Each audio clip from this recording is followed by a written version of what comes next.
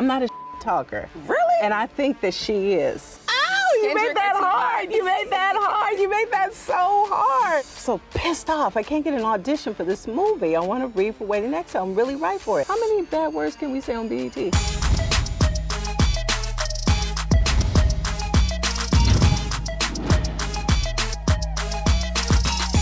Hey guys, it's Lauren LaRosa. This is BET Talks. Joining me today, one of my favorite people. One of the reasons why I am sitting in front of you right now doing what I am doing. A part of the inspiration, I wanted to be on camera, and I know a lot of you guys are gonna feel the same because she is just iconic, legendary. There are not enough flowers in the pot. When I talk about Miss Lela Rochon, how are you?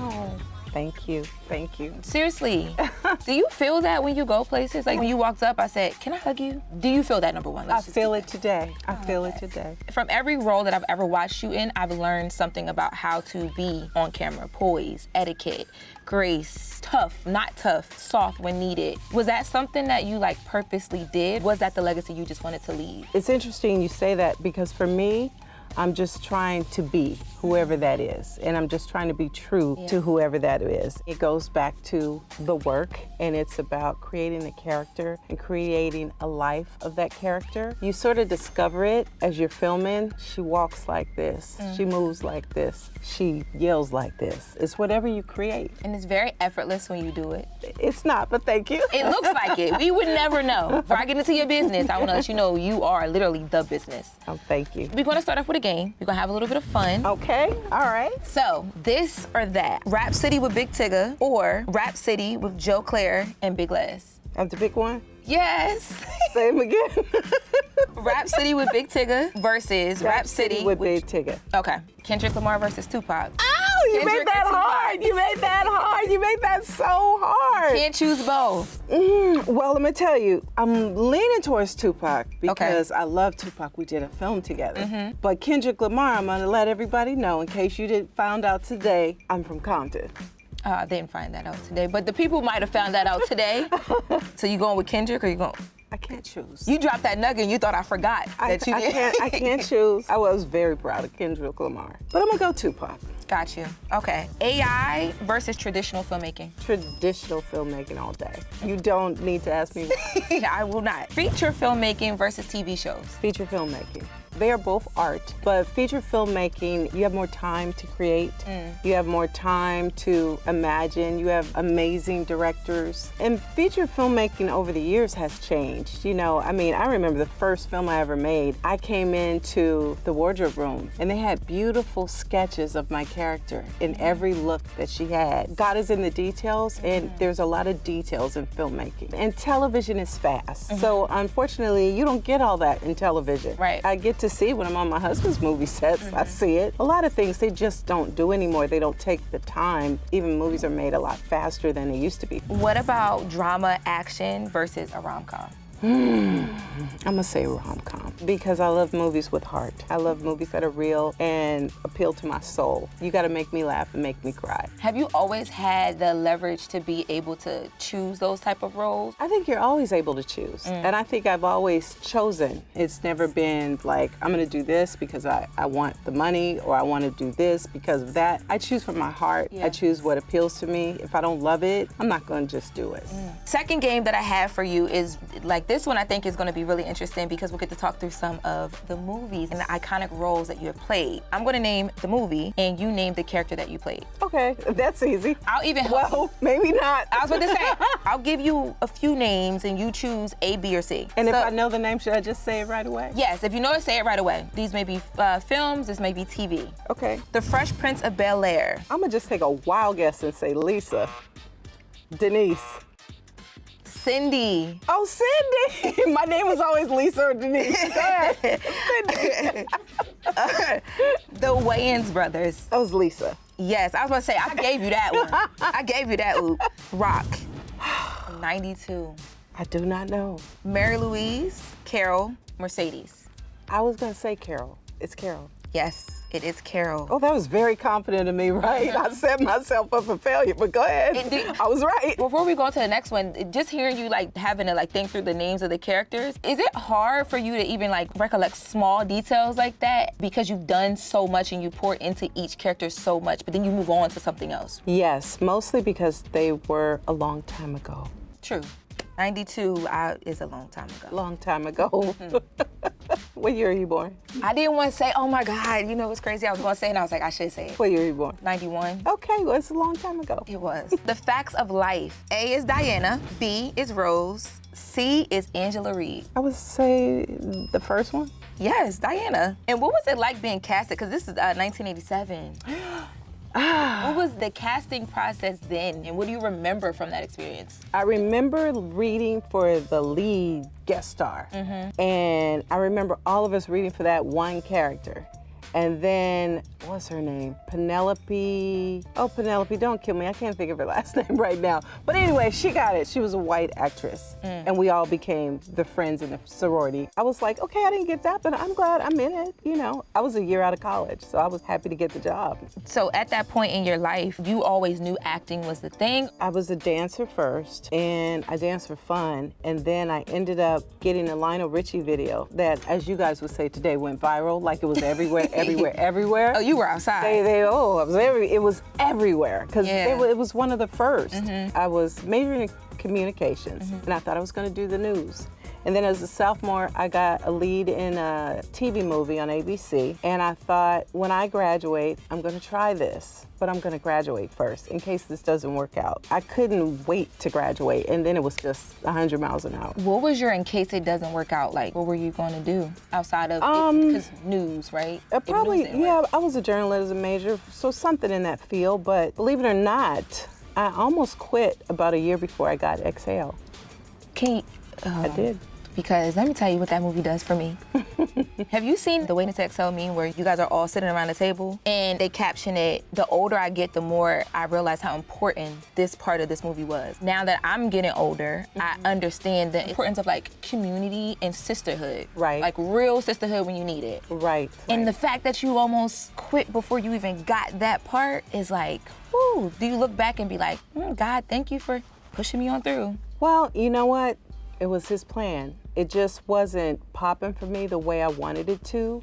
And by then I'd probably been in the business almost 10 years, and I was like, I need to do more than this. If I do not make it, and I mean, you know, I'd done a couple movies with Eddie Murphy, I'd worked a lot, but it's like, if people do not know my name soon and I'm not in the money, I am going to pivot. What it made me do was get, I don't want to say desperate, but it made me get aggressive. When Terry's book came out, I had read the book. I loved the book. And I said, oh, I would love to play these characters, but I'm not old enough. And by the time they made the movie, I was the perfect age. I was really tired of playing somebody's girlfriend. That's why I said Lisa or Denise. I was about to say, that happened to you a lot. Every week I came. It was like really soft characters. Okay? Yeah, someone's girlfriend. Right? Yeah, I was like, that's gonna run out. So I had a little folder I made. I wrote a letter to Forrest Whitaker. I was carrying it around with me. I was living and breathing in it. I actually could not get an audition for it. I was doing the Wayans Brothers. And one day I was in the wardrobe room and I said, I'm so pissed off. I can't get an audition for this movie. I want to read for Waiting to Exhale. I'm really right for it. And the wardrobe person, Valerie Adams, said, oh, she's my best friend. I said, no, she's not. She said, she's my best friend. Terry, I'm gonna call her right now. Oh my God. And so she said, I'm gonna get Terry on the phone. My heart started racing. Like, the letter in your bag. What am I gonna say? Because here it comes, right? And I was like, Terry, hi, this is Lela. I really think I'm right for this role, blah, blah, blah, blah, blah, blah. She listened to my spiel and she said, I'm gonna talk to Forrest. I can't guarantee you, but I'm gonna talk to him. And I had an audition by Monday. And what was walking into that audition like? I worked very hard on it. It was 21 pages, and I memorized every word, and I worked on it with a coach, and I went in there, and I took it, because it was mine. Y'all were clapping? Because we can clap. I'm just saying. Yeah, you can clap. 21 pages is a lot of words. All right, and how long did you have to memorize the 21 pages? Audition Monday, was that like Sunday? Girl, you really wanna, that's when they used to drop your sides off in a box at your front door. Oh. So whenever I got the papers, it was probably less than 24 hours. They wouldn't give us time. I never figured that out, and I'm gonna say this, I'm gonna put this out in the universe. You write a script. You develop it at a studio. You've been over this movie. It's all planned. Why do actors get 24 hours to audition for you? Why do we get such little time? Why? I never understood that. I mean, you have a point there, but I do think that even in hearing this story and having that movie on replay in my head and your character and feeling your character, I don't know if it could have been given to anybody else but you. It was yours before you got there, so 2 hours, 24, 3, didn't matter. Well, not according to Hollywood. There were a lot of people they wanted, but you know what? Forrest just felt like he hadn't found her. Let me tell you what else happened. Is I already had a job, so then I had to sneak away. I had to like butter up to the first AD, you know, can you give me like 90 minutes for lunch so I can drive all the way to Fox? I got something to do, please. It was a lot of begging and manipulating and don't tell them where I am and I'll be right back and all of that. The weigh-ins, you said, yeah, right? I had to sneak off and audition for it. Wow, you did that. Then I got the job and I had to get out of the job I was on. Thank God it was shooting in Phoenix, which is only an hour away, and then it was on daylight savings time where you gain an hour getting back home. So I was able to fly there, rehearse, fly back, shoot. It was a whole thing. I wasn't at one point really sure if I was going to be able to be let out of the series to do the film. And the owner of my management company, God bless him, Bernie Brillstein, called the chairman of Warner Brothers and said, you have to let her out. You have to do this as a favor for me. Wow. He said, okay. Everything is given preordained. It was destined. I didn't know that backstory, but I know you worked hard for that role because I felt it through the camera. I've also, thank you, more recently watched you on the Family Business New Orleans. That's for going behind my back. What in heaven and hell were you thinking? Have you lost your damn mind? That is a completely different character than how I'm used to seeing you. Like, yes. Normally she is very like, yes, ooh, hold on. It's different.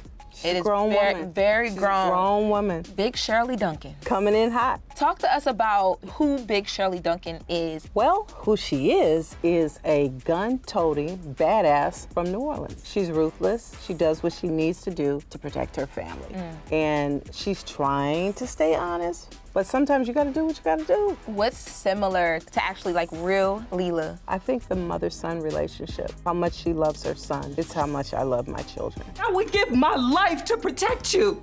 What was like the biggest like, ooh, I gotta kind of work on that, or I gotta sit with me a bit for me to convey it the best on camera because it was just so different for how you are just in your regular everyday life? I think to be vocal in a position of power, because I think I'm quiet in a position of power, but to be very in your face. How many bad words can we say on BET? As many as you choose to. Okay. For her to be just a badass talking kind of woman. I'm not a talker. Really? And I think that she is. I enjoyed the talking part of Big Shirley. You did, because I watched some episodes and I said, ooh. Sometimes you gotta do what you gotta do to protect your family and your club. What has it been like working with Brandon T. Jackson, who plays your son? What are you guys learning from each other on set? It's been wonderful. It really has. And I think what's been great is Brandon and I both come from films. And so I think we both have a way of working that is working for us. And there are things that we beg to get that we will probably get next year. A lot of it's rehearsal time. This show is fast. It's shot fast. It's a lot of words. It's 8 episodes shot all out of order. It's not easy. And what about working with David Banner? Rapper David Banner to politics to acting. What are you learning from him on set? I know he plays your arch nemesis, but what is that like working with him? Shall I like telling myself? I'm all for you telling whatever you want to tell. I didn't know who that was. Really? No. It's not the first rapper I worked with, so. He shows up very strongly on camera though. Like he's very good in his role. Even though he's your arch nemesis in the show, you guys are kind of similar because he's very strong. He does anything for his family as well, and so do you. Are there times when you're sitting back and you're reading through and you're like, maybe he's not that bad?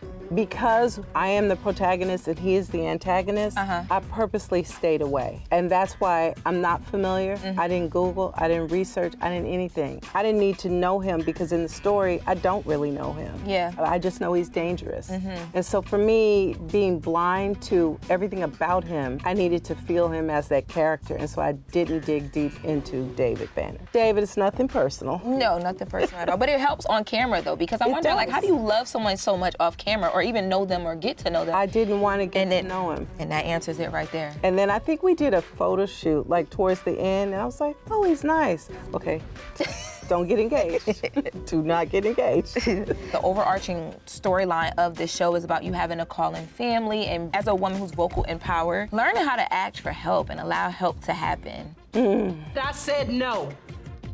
I'm not asking that man for help, and neither are you. What is that lesson like for Lela in real life? I think that's like Lela in real life. I don't ask people for things. I hate to ask for anything. And I think that's why producing has been a little slow for me, because you gotta beg, you gotta be aggressive, you gotta ask. And it's like, in the 90s as actors, your attraction was not needing, not asking. Oh, if you can get me, you can have me, but can you get me? It's all a game. There's such a regalness to your career. Watching this series and anything else that you've done with BET, you definitely have become such a staple for us community-wise, but also BET series and you know, the different shows that we watched on the network. Was that purposely done in today's time, or is that something that just naturally happened as projects came your way? I wasn't just gonna do anything. And there's certain characters, and a lot of characters in the 90s that were just degrading to me in a way that I just didn't wanna do them. They just weren't attractive. And sometimes I made mistakes. Sometimes I passed on things I should have done or chose the wrong film. You know, you choose this one, but that one's a hit. Oh gosh, just chose that one. You know, but you can't beat yourself up about it. You have to do where your heart moves you. I mean, our hearts are always going wherever you are going. Ah! So you that right there, okay? The family business, New Orleans, BT, and I am so honored to be here and sitting with you. I am so honored to meet you. Thank you so much for joining me today. This is BET Talks. I'm Lauren LaRosa, and I'm here with the legend.